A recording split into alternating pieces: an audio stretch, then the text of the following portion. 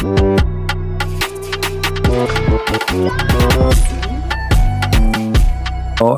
I have a woman, let us say, or let us say a Christian woman, she married a man, he want to kill all the Christians. Why she want to stay with him? Unless she is converted to his cult, his religion, correct? Especially she's free to leave. She's free to leave. You know, she can go. Nobody can, she can escape. She can take a donkey, a horse, and she can run. So why she is staying with the man who hate her father or he hate Muhammad very much? That doesn't make sense. So any reference you find about her staying with her husband, you will find that this story confirm what this guy in the show he was saying to you. You know? Okay, this is found in Sirat Rasulullah or which book? Most of the reference coming from the Siras, you know, but there is many reference not only in the Sirah. There's many. What is it, Sunni or Shia? The Sirah, by the way, the Sirah, it was not meant to be Sunni or Shia because both of them they quote from the Sirah. The Sunni and the Shia they quote from the Sirah. Okay, but do you know there's a book called Kitab Sulaim ibn Qais? What about it? Have you heard about it? Sulaim ibn what? Sulaim ibn Qais. Sulaim. The name of the book is what? Kitab Sulaim ibn Qais. Oh, this is the name of the book. That's the name of the book. Yes. Okay. Well, I know the book. This is the Al-Hilali. I think you are not quoting the whole name.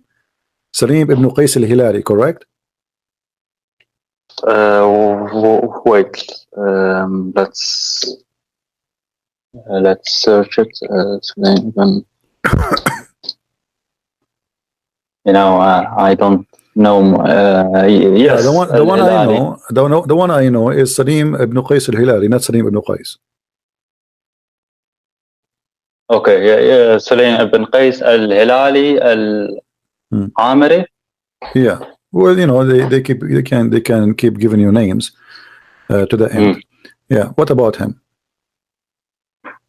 Have you read his book? Not all of it, because you see, for me, I'm not sure if I did read the whole book before a long time ago. I'm not sure reading. I cannot read it, but he spoke about the Camel War, about the War of Siffin.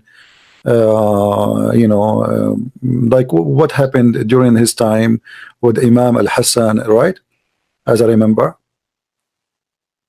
No, actually, I'm just asking you what. Yeah, that's what I remember about him. What I remember about him, that he is, you know, like in that book, there's a collection of information about the war of the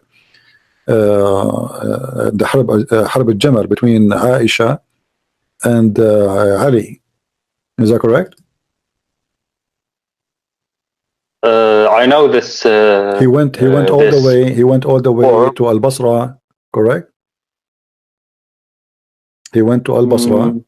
He went to I don't know this. To Al-Basra, but yeah, to go to join the war, which is the war is called the Camel. Is that correct?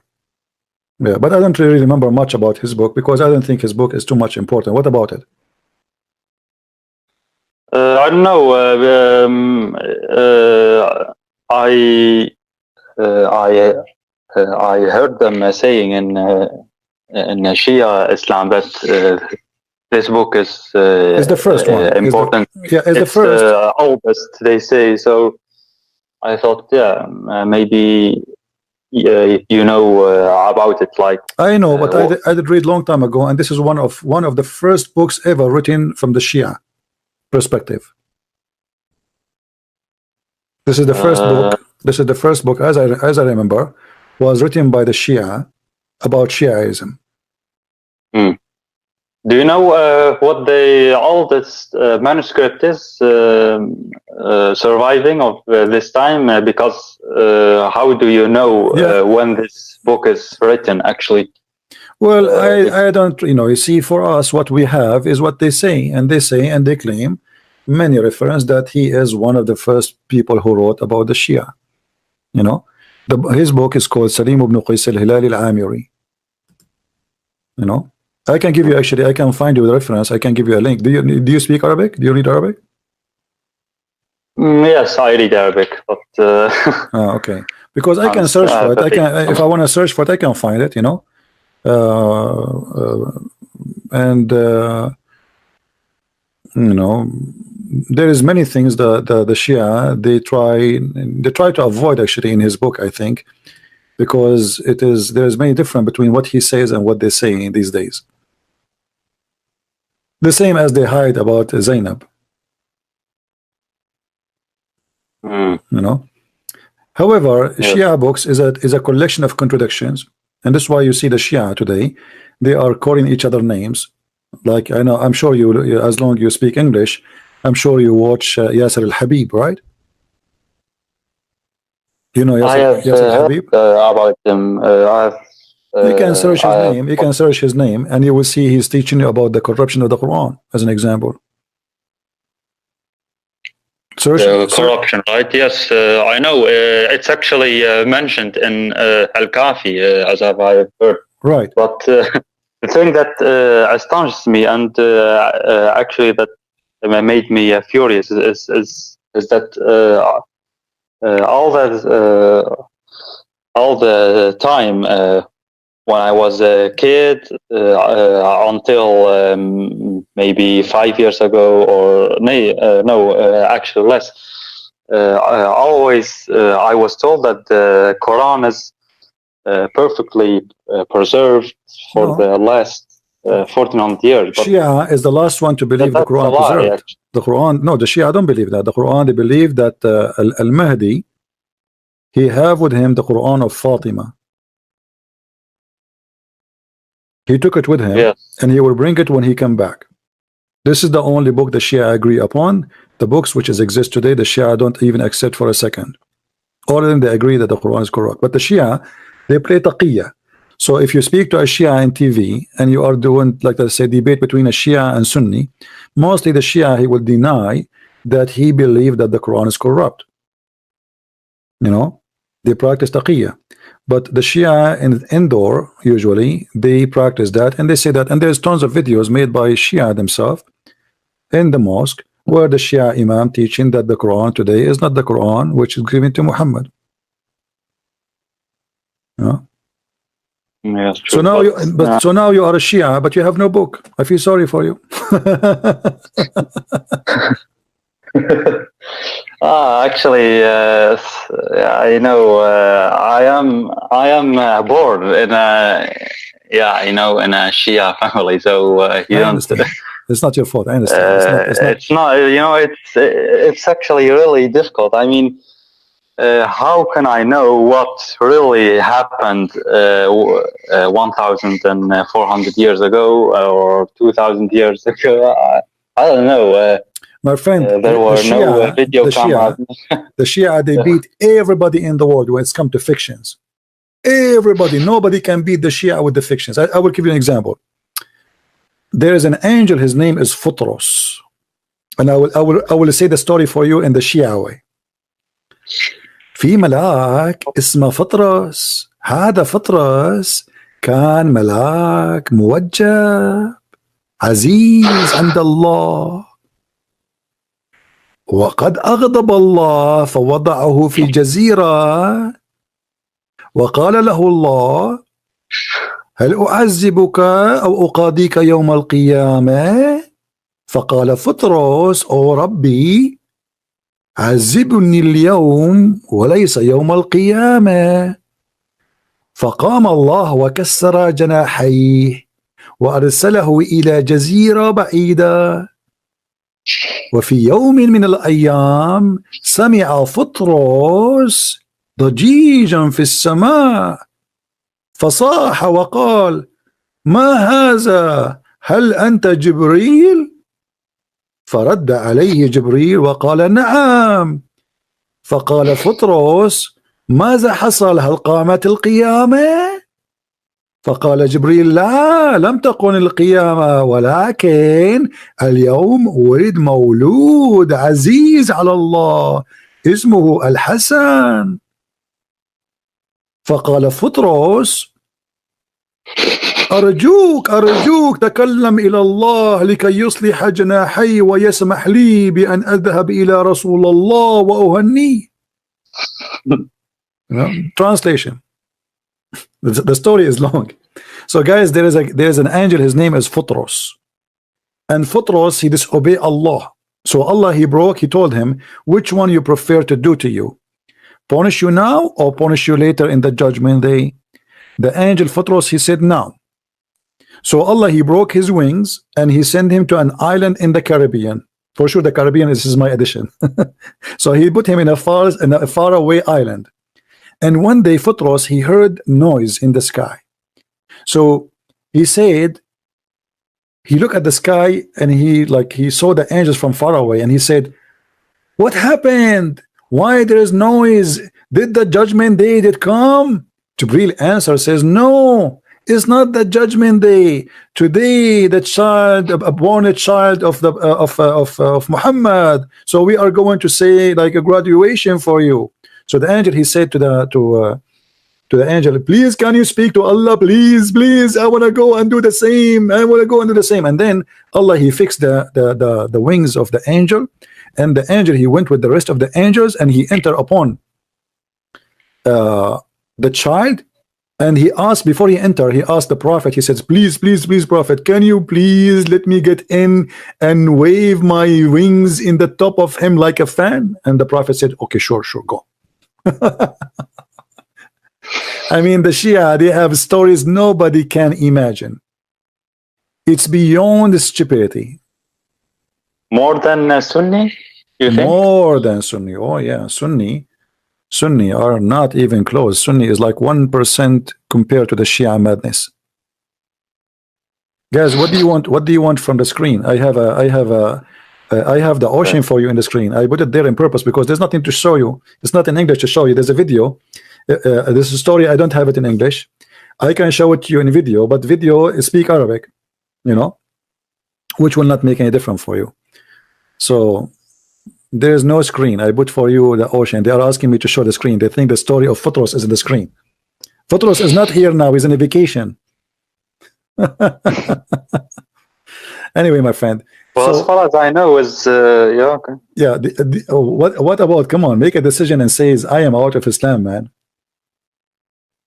Come on, you are smarter than this. I can tell you are already out of it. Why you are shy to say it? I know. I want to be 100% sure, but okay. You promise me to call me next time I go on air. You promise me to call me next time. No problem. If you are available, okay. But then, okay, if Islam is not the true religion, like not the Shia nor the Sunni, then what makes Christianity? I mean, you see, for me, I have a logic. My logic is, before I present the Messiah to someone, he have to reject the devil first. Otherwise, I'm wasting my time. So if you believe in something, I prefer to explain what you believe first to show you that you are believing it wrong. It's like, there's a computer and the computer have a virus. And you want to install a new software. Installing new software will not really make the computer healthy. Still, the virus is there. So we have to format the computer. So as long as still you are thinking not sure of Islam to be 100%, then I will save my time for you until you say to me Islam is not the right thing, and we can talk about Christianity, me and you. What do you think? And you don't have to believe anyway. I mean, you are a man, you are adult. God gave you a gift which is called the brain. Take what you think is right. You know what I mean? Okay, but I mean, why is there only one truth? Like Muslims claim Islam is only true. Shia claim that belief in Muhammad and the Imams is a must, and like everyone. But if you look at Hinduism, for example, they say no.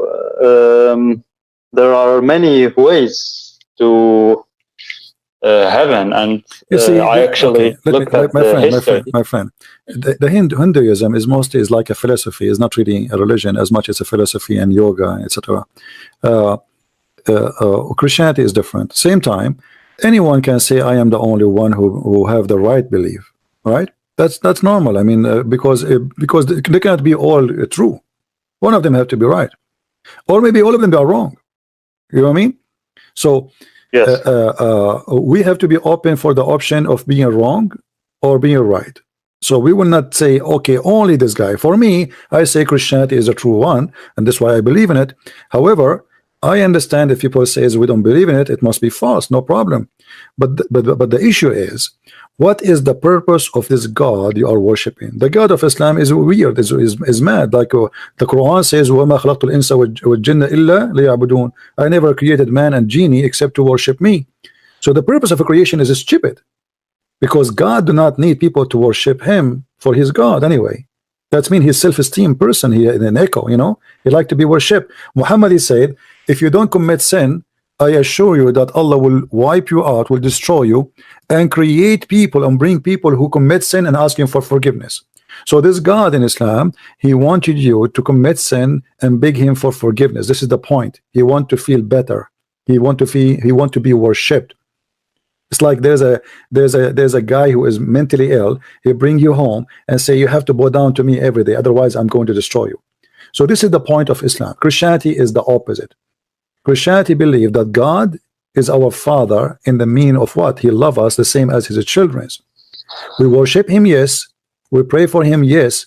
But in return, he loves us, and he did not create us so we can be slaves. He created us so we can share his kingdom and his love with him. So the point of belief is different, and the reason of belief is different. Islam is about slavery. You live as a slave, you die as a slave, you go to heaven, you are a slave still. Christianity is different belief. Same time, you know, we have tons of reasons to believe Jesus must be God, for he was able to do things nobody can do. And until now, there is miracles happen in the name of Jesus, and nobody can explain. So which one, for example? Which one? The miracles? Miracles, yes. Me myself, I witnessed a miracle actually in a family member. You know, I don't like to talk about those things because this is a personal experience. I'm not here trying to make you believe in a miracle happened to me because I'm lying. Maybe I'm lying. Maybe I'm fabricating things. But what I will say to you, that when you believe in Jesus, you will live miracles and you will witness miracles yourself. It's not a fiction, it is a true. So there is a huge difference between Christianity as a fiction and Christianity as reality. Today, there is miracle. You can go right now and see, and you will find a lot of people, they face miracles. For me, I don't like to speak about them because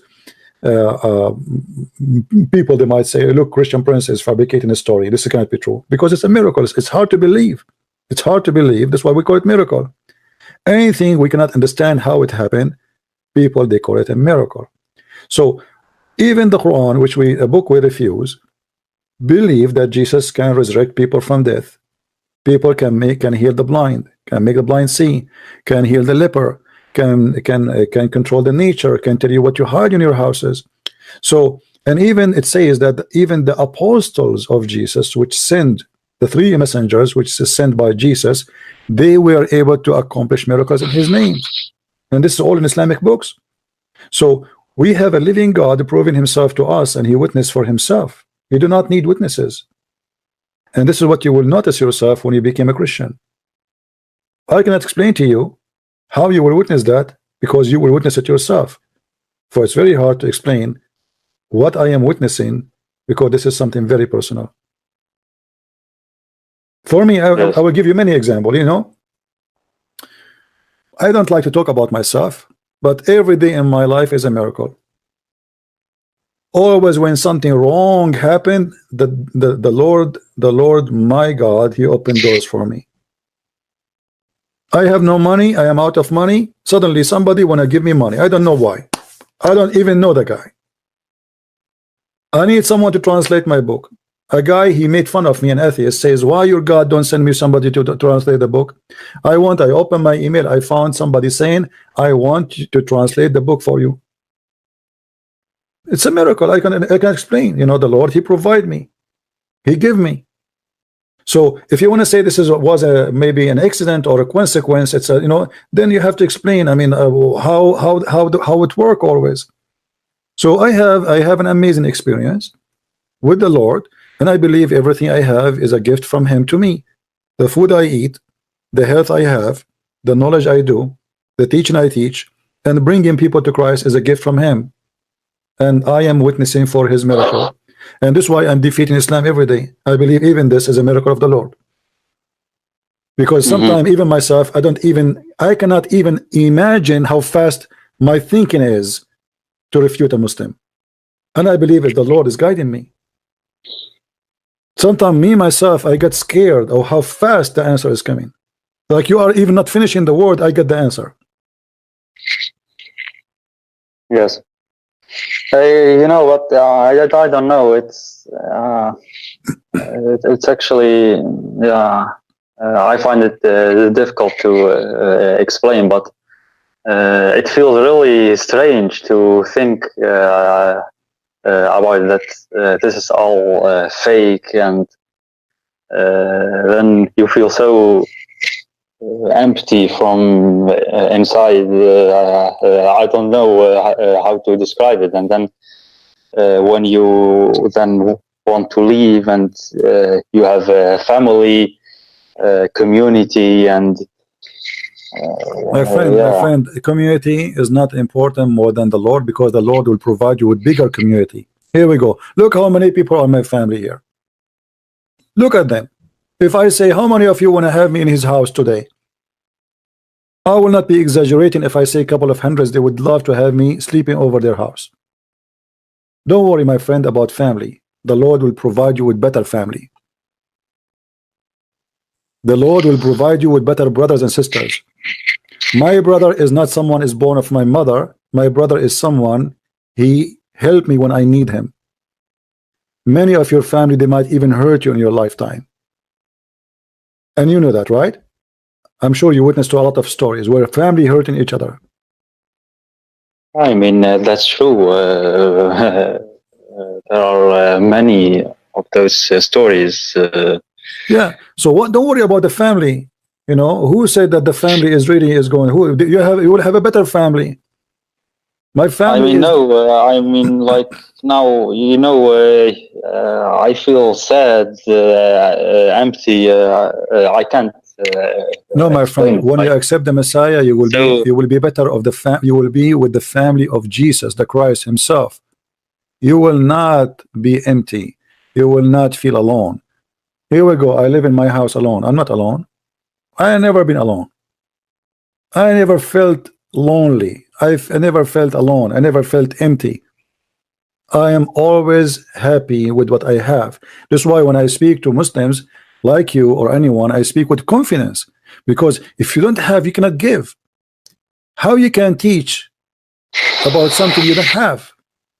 How you want to tell me about something you don't have yourself? So if I don't have it, I cannot give it to you. So my friend, don't worry about that. And for me, you know, this is why I always I would love to invite Muslims to accept Jesus, and I invite you right now as we speak to accept him. And you will see that the Messiah is the best to follow. There is no one better under the sun or above in heaven better than his name. This is not fiction. This is not a mythology statement of a God I do not know. You will see right away the difference. You will be a different person immediately.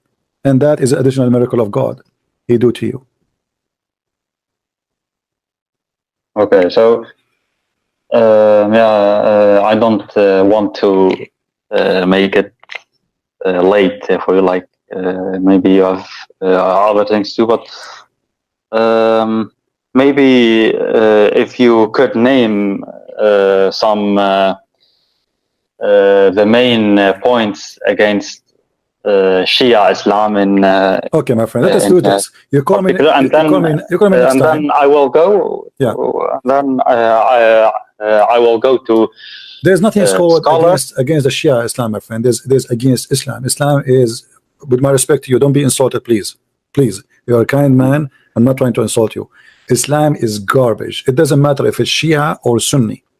This is why I focus in the Quran more than other reference, because you can say, oh, I'm Shia, I don't accept this. You can say, I am a Sunni, I don't accept Shia. What about the Quran? So if you have no Quran, and you are the one who agreed that even Shia say Quran is corrupted, so how Shia can be exist if there's no Quran? How we can believe in something if we don't have a book to believe in? You know what I mean? Yeah, I mean, they say like there's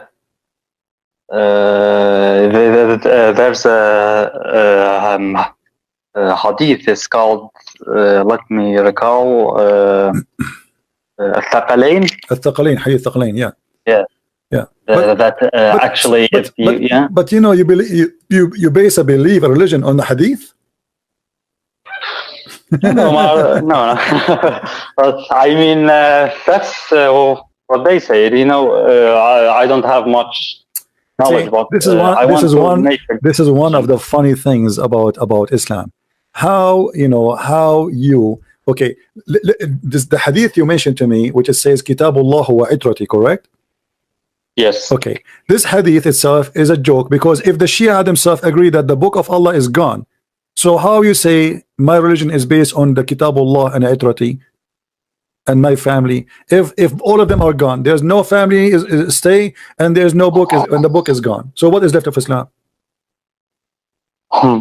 They say like the tafasir of the imams, like. You see, but no problem. No problem. But if the Shia, and you agree with me, the Shia believe that the book of Allah is corrupt, correct? Yes. Okay, and the family of Muhammad are dead, correct? So what is left of Islam? Nothing. Books, they say books. What like books? yeah, The books is corrupt. If the Quran, the most holy book, is corrupt, how we can trust the rest? If the book of Allah himself is gone. No, so what true. we will do now? We worship the book of Al-Kafi. The Kafi will be our God. No, I agree, but yeah, if you have additional okay, my friend, things, let us do this. Next time, call me. Next time, call me, and we will go more in details. You are a very nice person. I really am happy to talk to you. You sound like you're from a good family. You know, you can tell right away when you speak to a person if he is coming from a good ground. You see, every one of us is coming from somewhere, and you can tell right away that this person is coming from a good ground. He have a good family. He is not a trashy person. His family are not garbage. So, you know, I will be happy always to talk to you. Call me next time and give me a question about something you have a confusion about it, or about Quran, and let us focus in something.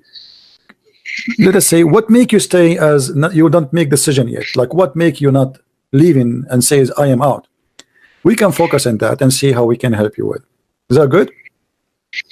Okay. All right, my friend. Thank you very much for calling. I appreciate your call, and we will pray for you, my friend, and all the Christians here will pray for you, and to find the truth, and may the Lord set you free and make you free of all cults around the world. Thank you very much. Take care.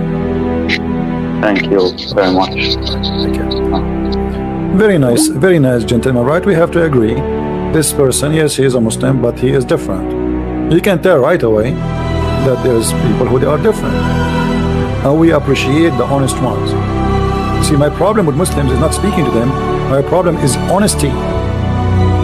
You cannot find honesty. It's like struggling. I don't debate Muslims. This is the problem. There's no debate. You see, debate is someone between two believers. He say the truth about what he believes. I say the truth about my belief. But the Muslims, they don't do that.